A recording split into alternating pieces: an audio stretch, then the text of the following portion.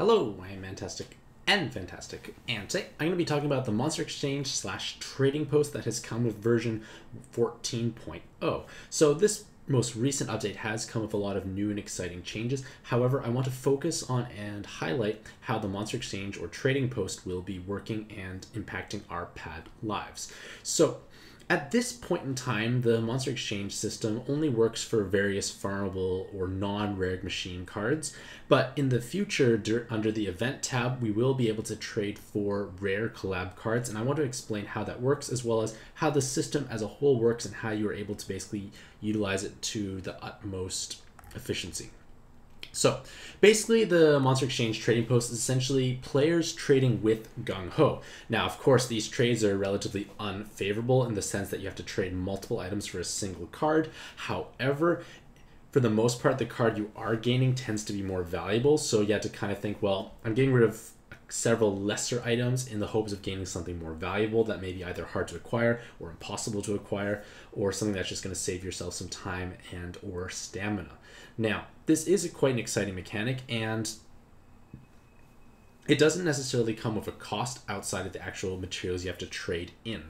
So, as I already mentioned at this point in time, we have these 4 tabs: Evo, Rare Evo, Enhance, and Event. But at this point in time, the Event tab is kind of grayed out in the sense that we can't actually access it because there's no event going on right now. However, with these 3 tabs that are currently available, we are able to trade inefficiently with Gung Ho. So under the Evo tab, for instance, this example from Gung Ho's official post here shows that we require any 3 of these required monsters, there's my mouse, in order to acquire this Indigo Demon Mask. So with that in mind, let's say I had 3 blue ogres for some strange reason, and I want that Indigo Demon Mask. I will trade them in for this mask.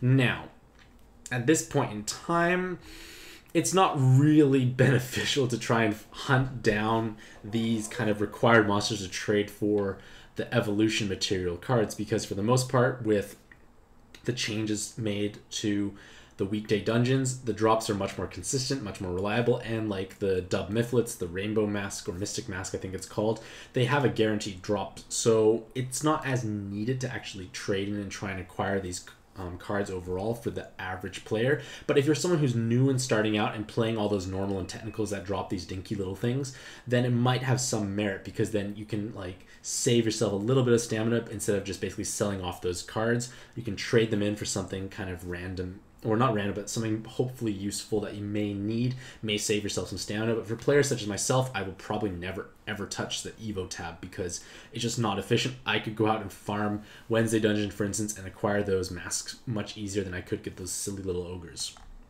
So again, that would have been obviously very helpful, say 3 or 4 years ago before the changes, or for players who are just starting out who are actually playing through those dungeons anyways. Next is the Rare Evolution Material tab, and right now, at this point in time, the only thing available is the Jewel of Creation. This might change in the future, and it's not necessarily as farmable as other materials. Like, we can get it from the new Arena 4, but then again, not many players are able to clear that at this point in time, possibly, so it might be challenging for them to acquire a Jewel of Creation, so it may be worthwhile for you to trade that in if that's something you need at this point in time. But to be fair, these things never go away, so say you only have 1 Jewel of Creation, you're thinking, well, I want to have more. Well, there's no need to get more until you actually run out.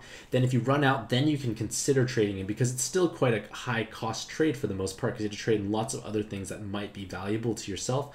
And if you don't need it now, there's no point in actually making the trade, because this, again, will be there forever, so to speak. The Enhanced Material tab, I feel it's quite lackluster, because you're basically able to trade in for like Kings or Super Kings or Extreme Metal Kings. And for the most part, this is a large net loss in monster experience. You can trade a bunch of like regular kings for a super king.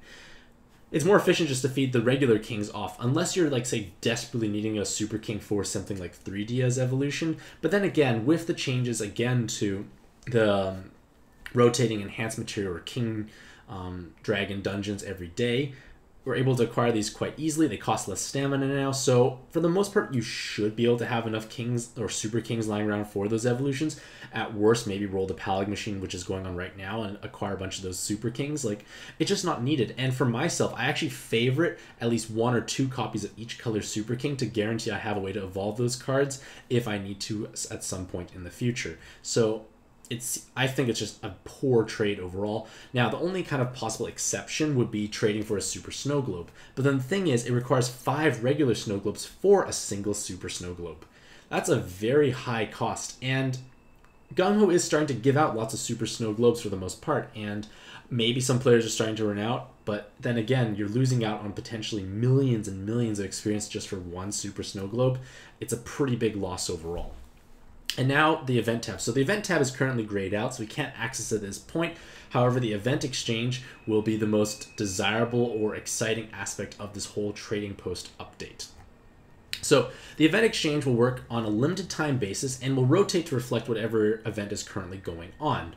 Now, that means you will have to have a certain degree of urgency, so to speak, because again, these events are limited time. They're not going to be there forever. Like that Jewel of Creation is probably going to sit there forever, is my guesstimate.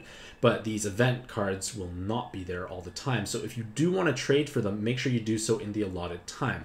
Now, the event trades can include, but are not limited to, collab rare machine diamonds, collab skill up materials, latent Tamadras, as well as various other cards. Like, it's just whatever's kind of the popular event going on right now. So some of the cards in the event tab will have like this plus symbol beside it, which means that yes, it's showing 5 cards you are able to trade in, but if you expand the list out, it will show you all the possible candidates, because remember, you only need to have any 4 of the required cards shown. So like you could have 4 Blue Odins and trade in 4 Blue Odins and acquire the card you want. Now, for these collab rare machine exchanges, we are only going to be able to trade for the highest rarity that's possibly available. So, for example, let's say Full Metal Alchemist collab comes back. We'll be able to trade in 4 6-star Godfest exclusives or a mixture of 6-star Full Metal Alchemist rolls. So, for example, that means I could trade in some 6-star Godfest exclusives and some King Bradleys, and I can gain an Edward. That's going to be incredibly valuable because, for the most part, Full Metal Alchemist had quite lackluster value overall outside of Edward. Alphonse is pretty nice, but again, with all the cottons being given out, or not given out, but like being able to purchase lately, the need for Alphonse, I guess, kind of is diminished. So this is why this is going to be the most exciting aspect of the whole trading post update, because we're now able to basically acquire these rare collab cards without actually having to roll in said collab. So that means we need to start kind of saving and hoarding our 6-star Godfest exclusives to ensure that we actually have enough to trade in when those events actually come to North America. So with that in mind, don't nuke your monster box just for monster points from the 6-star Godfest exclusives, and also don't necessarily nuke all your 6-star Godfest exclusives for a card.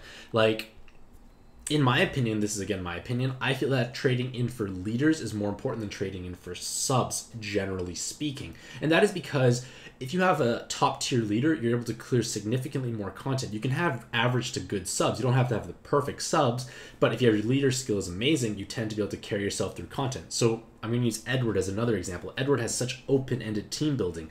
And if you're able to acquire Edward, you can just use kind of whatever subs you have, and you probably can progress significantly further in the game. On the flip side, let's say like Ideal, who's probably one of the best subs in the game.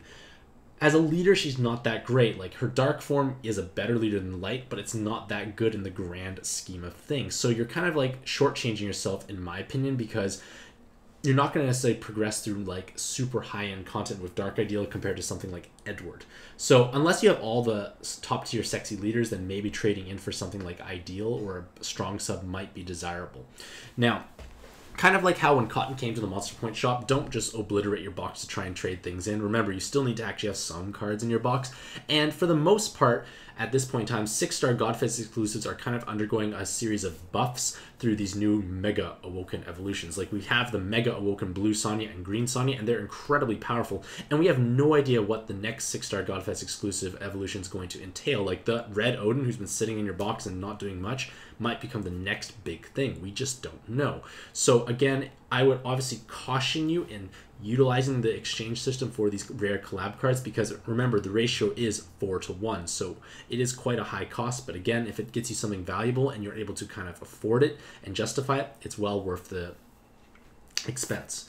So in conclusion, this monster exchange or trading post update is a very exciting time, because we are able to essentially acquire these rare collab cards without necessarily spending our magic stones for those cards. Now, generally speaking, I'd say the evolution and rare evo enhance tabs are not so great. But again, if you have those things lying around like a bunch of blue ogres, you're going to sell them anyways. Might as well trade them in. But that mostly will probably apply to newer players. So let me know what you think about this whole update in the comments below. Do you plan on utilizing the system? And what collab cards would you want to acquire in the future if the trading post is live during that time? Hopefully all have a Mantastic day. Wish you all the best of luck in your own pad adventures, and happy puzzling.